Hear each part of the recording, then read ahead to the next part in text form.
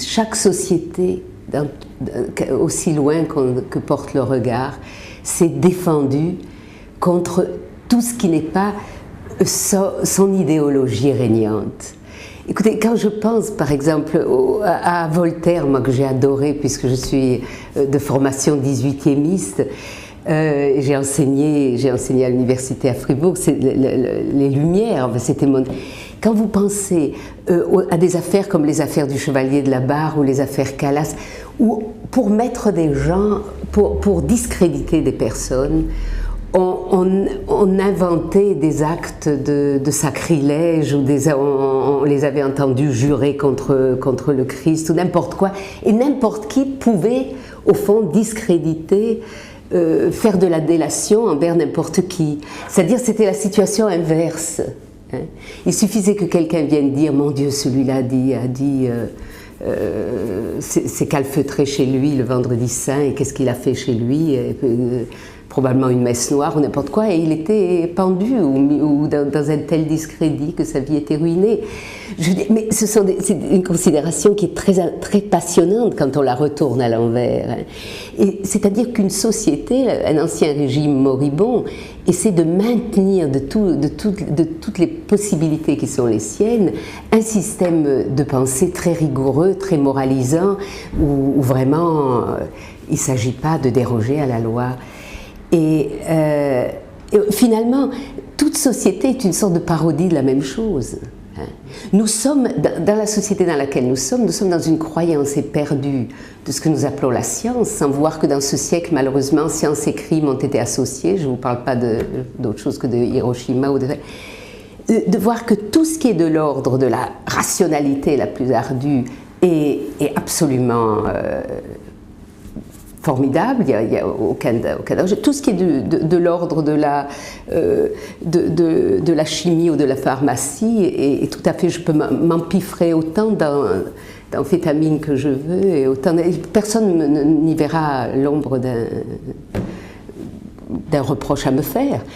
Mais si je me mets à ouvrir subitement des livres qui ne sont pas les livres qui sont habituels, qui circulent habituellement, mais que c'est un peu fumeux, mystico-fumeuse. Hein. Vous voyez, quand on a des vieux mots de l'humanité qui après sont discrédités, on se dit mais c'est pas possible, qu'est-ce qui se passe? C'est-à-dire que toute société vit dans ce que Deepak Chopra appelle magnifiquement une hypnose socialement programmée. On est là-dedans, comme chaque société a été là-dedans. Et cette hypnose socialement programmée est de cet ordre, tout ce qui n'est pas de l'ordre du profit, de l'ordre du mesurable, de l'ordre n'est pas politiquement correct. Hein? De quoi vous mêlez? J'étais aujourd'hui, moi je me régale quand je suis à Paris, quand je dois venir faire des interviews, des stages et mille choses. Je suis plongée dans la vie, alors qu'autrement j'habite un peu en retrait de la vie citadine, puisque je suis à la campagne. Et subitement, j'entends en permanence se déverser sur moi une espèce de sirop sucré. En permanence, il y a une voix qui essaie de me persuader. Partout, il y a des radios branchées. Vous vous en rendez peut-être pas compte parce que vous vivez en ville. Je vous assure, dans n'importe quel café où vous venez prendre un café, on vous raconte. Est-ce que vous aimez votre maman? Ou un peu comme je vous fais une parodie. C'est bientôt la fête des mères, il faut absolument lui acheter ceci, lui acheter cela. Imaginez que j'interrompe ce flot sirupeux, que j'achète un morceau d'information et que je dise, moi, chers amis, n'achetez surtout rien à vos mères, mais allez vers elles, prenez-les dans les bras et dites-leur quels qu'aient été les malentendus entre nous, et la vie en est riche de malentendus, de frictions, de difficultés entre les générations. Mais je viens aujourd'hui te dire une chose que peut-être je ne t'ai jamais dit aussi clairement, je te remercie pour ma vie. Mais surtout, n'achetez rien, je vous en supplie, n'achetez rien. Il ne s'agit pas d'acheter des choses. Imaginez, je pense que je serai poursuivie en justice pour usage non acceptable de la publicité. Mais tout ça, pourquoi ne pouvons-nous pas rire? C'est terrifiant, hein? Il y a quelque chose de terrifiant. Mais il nous faut garder cette espèce d'humour devant les choses. Toute société est cette hypnose socialement programmée. Le problème, c'est d'y vivre respectueusement, d'y vivre, de trouver une manière de servir ce monde et de ne surtout pas se confondre entièrement avec cette réalité sociale. C'est ça. Évidemment, tout est mis en place pour que cette confusion soit totale, hein, pour qu'il n'y ait pas un cheveu de moi qui ne dépasse de la représentation du citoyen contemporain dans tout ça. Bon. Mais moi, j'ai cette liberté. J'ai cette liberté d'évoluer dans cette société, de la servir, d'être proche de ma propre vérité et d'en rayonner dans cette société. C'est-à-dire, je ne méprise ni cette forme, une forme parmi toutes les formes de fermeture de l'esprit, qui est toute société, et de l'autre côté, moi j'ouvre mon esprit et j'y vis comme je peux, en mentionnant aux autres, et ne confondez pas ce que vous êtes en train de vivre avec l'entière vie. Hein? Vous sentez, enfin, le problème n'est pas d'évoluer dans une société, dans sa forme de fermeture, mais d'en avoir conscience. Ça suffit. Non, ça suffit. Je vais la fissurer en ayant conscience, vous comprenez? Ce qui n'est pas dans mon tempérament, de moins en moins qu'il a été dans ma jeunesse, bien sûr, c'est de brandir des bannières. Parce que je me suis aperçue, vous savez, que plus on est dans une attaque, plus on est dans une agression, plus on reflète la grimace de l'adversaire et qu'on finit par devenir lui-même. Pour un Che Guevara qui a la chance de mourir avant d'avoir le pouvoir, combien de Fidel Castro qui vont patauger dans leur marécage? Vous comprenez? C'est-à-dire, si j'entre vraiment dans cette confrontation brutale, je vais ressembler à mon adversaire. Comment trouver des formes qui vont me permettre de garder cette qualité que je défends devant le monde? C'est tout. Ça, c'est quand même une interrogation incroyable. Et sans lâcheté. Hein, je dis pas non, faisons comme si on n'avait pas vu, loin de là. Mais trouvons des manières de porter haut cette mémoire de qui nous sommes, de ce noyau d'immortalité qui nous habite et qui fait la dignité de l'homme, et de ne pas permettre, dans les lieux où je me déplace sur cette terre, que cela soit oublié. Et chacun au lieu où il est, si bien que se crée ce fameux réseau incroyable où d'une conscience à l'autre, la contagion passe, la contamination, mais la contamination de lumière. Hein. Et ça, c'est une représentation que j'ai très forte et que j'ai vécue toute ma vie. Et je vous assure que je suis étonnée du pouvoir qu'a cette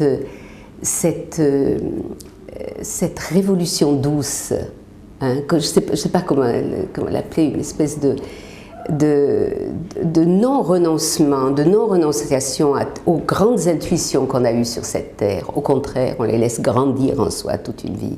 Et puis on en témoigne, mais sans aller en guerre. Moi, je vais vous dire, je vois un hommage indirect rendu aux religieux, à cette dimension religieuse de l'homme. C'est-à-dire, s'il faut mobiliser tant de force pour le discréditer, il faut qu'il ait du pouvoir à l'intérieur de l'être. Hein. Il est évident que l'homme est irrémédiablement religieux, dans le fond de son être. Puisque, comment voulez-vous qu'il ne le soit pas, il est à l'intérieur de lui, et ce noyau d'immortalité qui est là, qui est indestructible, et qu'on peut recouvrir de gravats, et qu'on peut rendre inconscient, mais à 100%. Mais il est là. Et c'est évident que c'est une puissance de liberté qui est colossale. Mais l'homme ne veut pas la liberté. Moi, je reviens toujours à ce chapitre hallucinant dans les frères Karamazov. Vous savez, le passage de l'inquisiteur, hein, où finalement il s'avère que la seule chose que les hommes ne veulent pas, hein, sans ce dialogue avec l'inquisiteur et le Christ, mais qu'est-ce que tu viens nous apporter? La liberté. Mais tu vois pas qu'ils n'en veulent pas. Et tu es revenu maintenant, mettre tout en désordre. Nous, on a créé une belle église bien structurée, où on les tient bien. Et toi, tu arrives encore. Tu viens encore créer du désordre. Et c'est dans la liberté de l'amour, dans la liberté du phénomène de la reliance, de la reliance avec plus haut que nous, il y a une liberté démesurée. Et pour moi, c'est ça la dimension religieuse dans l'existence humaine. C'est un tel facteur de liberté qu'au cœur des pires prisons, au cœur des pires propagandes, des pires processus de déshumanisation, l'être reste intact. Celui qui a retrouvé ce noyau d'immortalité en lui est inattaquable, impossible à détruire. Et c'est ça, et c'est ce qui fait peur à n'importe quel gouvernement, à n'importe quelle forme de gouvernement, c'est que voulez-vous faire avec des êtres d'une pareille liberté? C'est comme si c'était une fissure par laquelle va s'écouler toute l'eau de la citerne. On essaie de bien réunir, que tout se passe bien, puis l'approche. Voilà cette ouverture de liberté. J'ai plaisir à parler de ce qui m'habite. Et cela résonne dans d'autres cœurs. C'est aussi simple que ça. C'est tellement simple. Tout est phénomène de résonance. Et c'est pour ça que toute guerre contre la spiritualité n'a aucune chance. Et c'est ce qui m'attendrit presque quand je les vois se débattre comme des diables pour empêcher les gens de rejoindre une réflexion de spiritualité. Moi, ça me fait sourire, je m'excuse, mais j'ai pas... dans un certain sens, ça me terrorise pas du tout. Il y a une férocité d'une certaine part de la population qui se refuse à tolérer qu'il puisse y avoir une autre forme d'existence. C'est-à-dire que le fondamentalisme, il est au moins autant dans l'anti-religieux que dans le religieux. Il y a comme dans l'idéologie régnante une sorte de férocité latente de ne pas être mis le nez dans le pipi comme un chiot qui dit mais non, ça peut être autrement aussi la vie. Non, non, ça ils veulent pas, surtout pas, parce que ça représenterait un danger qui met tout leur système en danger. C'est cette espèce de... Mais il y aura un moment dans l'existence, il faut les attendre au détour d'une mort, d'une maladie. La vie se charge de fissurer les idéologies les plus bétonnées.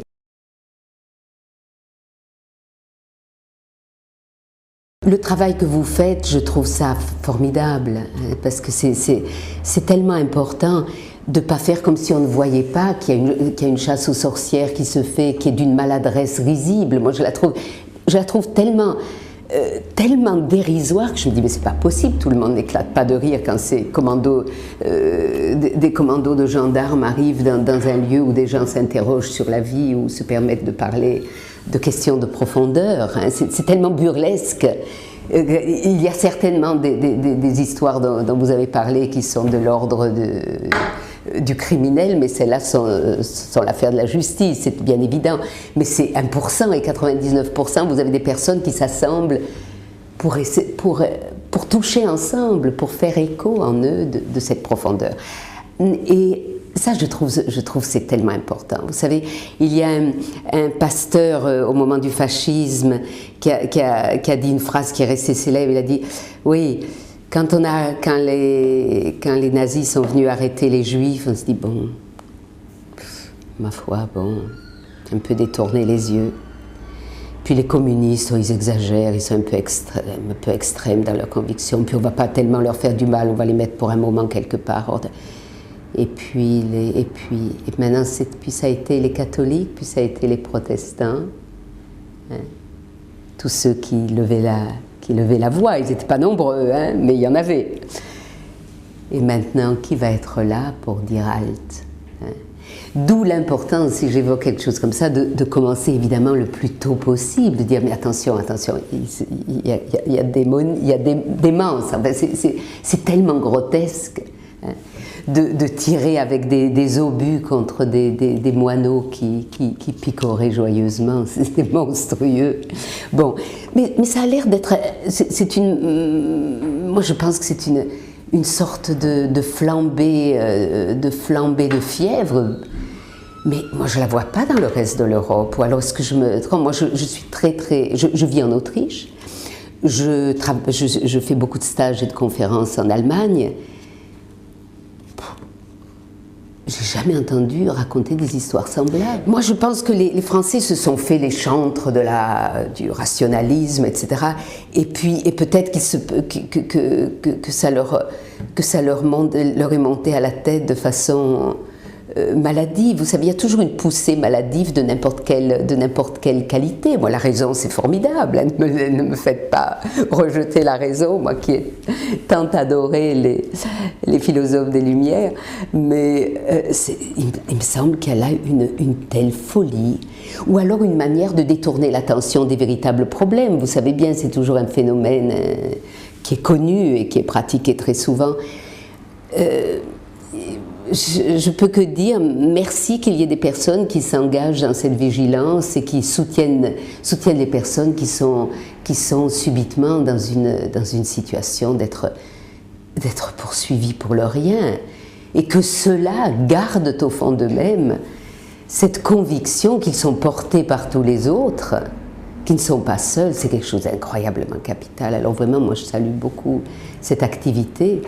Et j'espère de tout cœur que cette flambée de fièvre maladive va redescendre. C'est une sorte d'acmé, mais qui retombe. Ça me paraît tellement insensé que je ne peux pas y croire. Je ne peux pas croire à une continuité. Le phénomène le plus bouleversant qui accompagne une ouverture de l'âme, c'est vraiment... c'est ce phénomène des vases communicants, de sentir à quel point chacun incarne une autre qualité, une autre manière d'être dans cette recherche, dans ce travail. Il y en a même qui sont un peu farfelus, un peu très primaires, très infantiles, très juvéniles, très brassés d'illusions. On traverse ça. Ce sont les phénomènes de l'enfance. Hein, il y a aussi une maturation dans notre voix intérieure, dans cette interrogation intérieure. Moi, quand je pense à ce qui m'accompagnait il y a 30 ans, ça me fait sourire aujourd'hui, la manière dont je l'aurais exprimé, quoi, n'est-ce pas? Mais pas de raison pour cela de le combattre comme quelque chose de nocif. Hein. Nous cherchons... C'est un appel de l'être qui se faufile où il peut et qui trouvera son chemin. Mais je ne sais que dire. Moi, pour ma part, je sais très bien que quand je lis ce dossier que vous m'avez fait parvenir, je suis atterrée. Hein. Et dans une reconnaissance énorme qu'il soit possible de s'informer là-dessus et de voir qu'il y a vraiment des mesures dans l'inquiétude des pouvoirs publics. Des mesures et folie, quoi, une sorte d'exagération folle et qui laisse penser qu'on aime bien détourner l'attention d'autres malversations.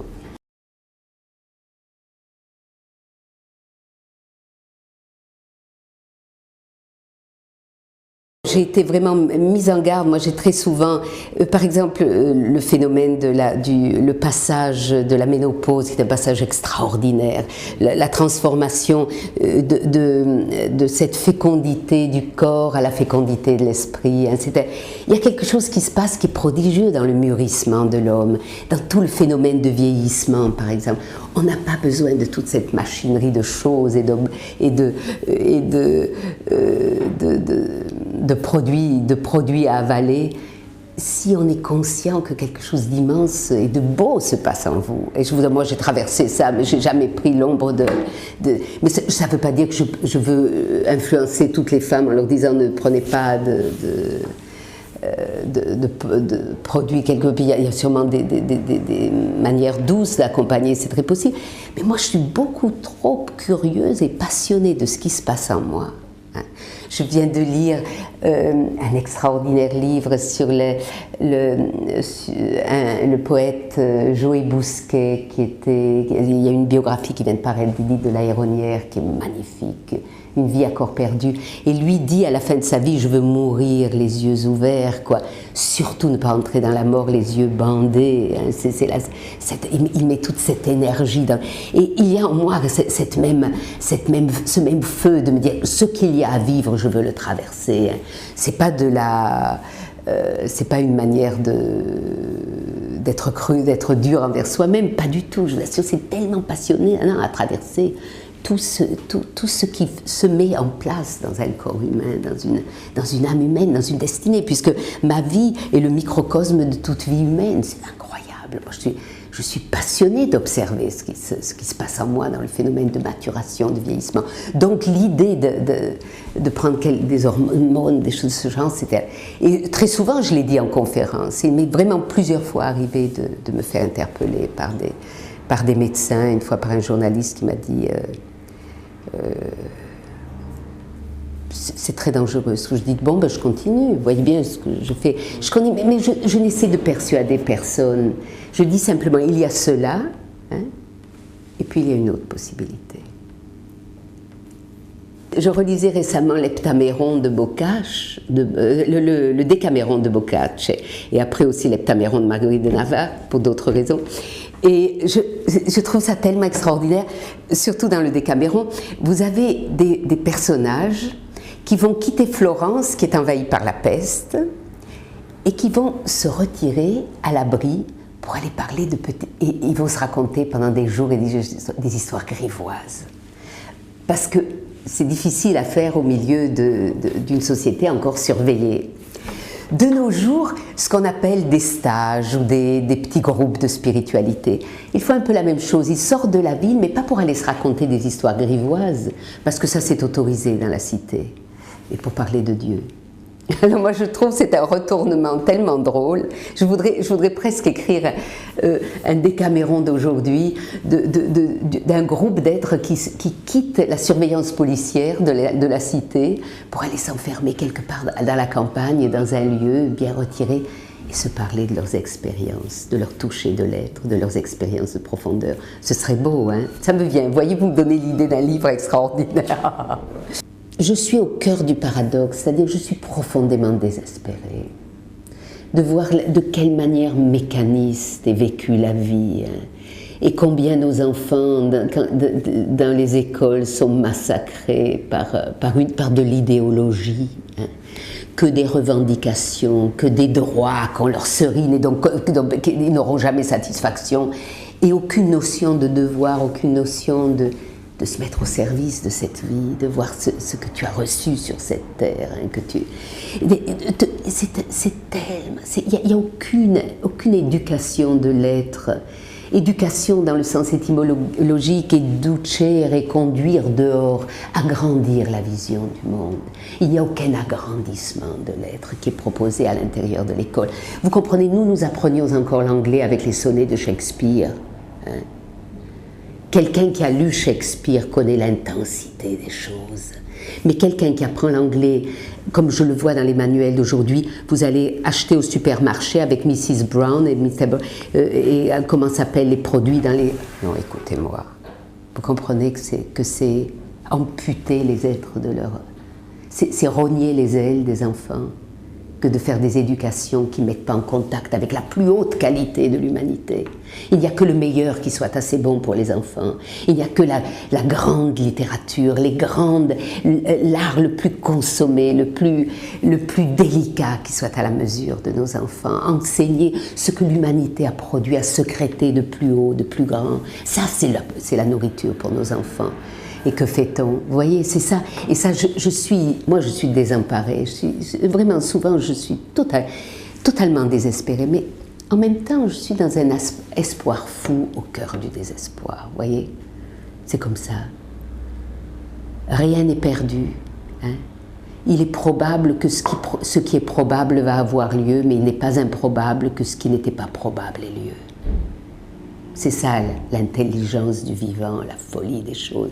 En chacun de nous peut être cette force qui fait monter une autre dimension de l'être. Et nous sommes tous appelés, chacun au lieu où nous sommes, puisque chacun de nous porte en lui l'histoire entière de l'humanité. Fracturer cette représentation que nous sommes isolés les uns des autres. Je parle, moi, avec la langue de l'humanité, je pense avec le cerveau de l'humanité. Ce corps que j'ai, c'est le corps de l'humanité après 1,5 million d'années d'évolution. Rien de cela qui ne nous appartienne. Et tout ce que je fais vivre, tout ce que je parviens à faire fleurir, je le fais pour tous les miens, pour tous les autres, et avec tous les autres. De rouvrir notre vision du monde serait quelque chose de tellement primordial. Et c'est déchirant qu'il y ait vraiment une sorte de conspiration contre l'esprit. C'est déjà Bernanos qui disait « Notre société est la plus énorme conspiration contre l'esprit qui ait jamais eu lieu ». C'est comme si tout était mécanisé jusqu'au bout. La spiritualité, beaucoup le déplorent, beaucoup en ont peur, quitte les institutions, déborde des institutions religieuses, et va irriguer des canaux qui étaient laissés secs, qui étaient laissés vides. Et ça en effraie beaucoup. Moi, ça ne m'effraie pas, parce que j'ai tellement... Exactement le contraire. Cela met l'homme dans chacun de nous dans sa responsabilité totale. C'est-à-dire, nous sommes le maillon entre la terre et le ciel. Chacun de nous est ce témoin. Et nous ne nous laissons... Ça c'est de nouveau un aspect extraordinairement positif de notre époque, et que notre époque nous permet de vivre. Comme tout est indifférent à tout le monde, comme chacun est indifférent à tout le monde, il y a quand même un réseau de liberté incroyable. On peut expérimenter la spiritualité.